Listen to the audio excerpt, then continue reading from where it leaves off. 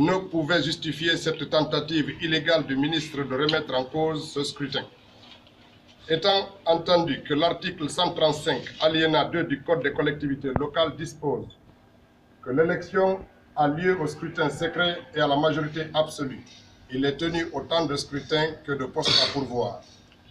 Il va sans dire que les troubles qui ont été volontairement organisés par le RPG ne peuvent avoir pour effet d'invalider le scrutin déjà organisé.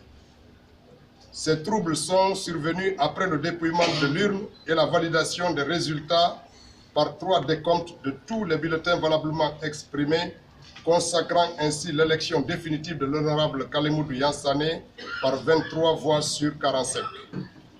Contrairement aux déclarations du ministre, selon lesquelles ce sont des individus incontrôlés venus de l'extérieur qui ont troublé la quiétude de l'opération de vote, des preuves irréfutables existent pour établir que c'est M.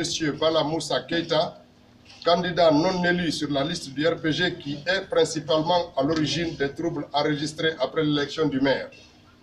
Normalement, après l'arrestation de ce dernier par les autres scrutins auraient pu se tenir si le camp des perdants n'avait pas profité de l'occasion pour boycotter la suite du processus.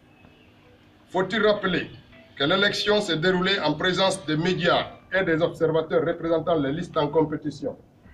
De même, le code électoral et le code des collectivités locales ne donnent aucun pouvoir d'annulation au ministre en matière électorale.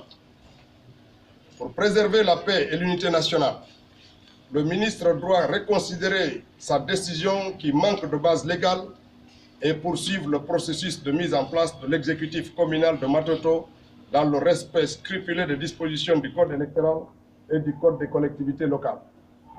En tout état de cause, l'UFDG et le nouveau maire élu de Matoto informent l'opinion nationale et internationale qu'ils n'accepteront pas de revenir sur l'élection du maire. C'est pourquoi la direction nationale de l'UFDG demande à ses militants, aux acteurs politiques et à la société civile, aux chefs religieux et à tous les citoyens respectueux des principes démocratiques et de l'état de droit de refuser catégoriquement cette forfaiture tendant à remettre en cause l'élection régulière de l'honorable Kalemoudou Yansane comme nouveau maire de la commune de Matoto. La direction nationale.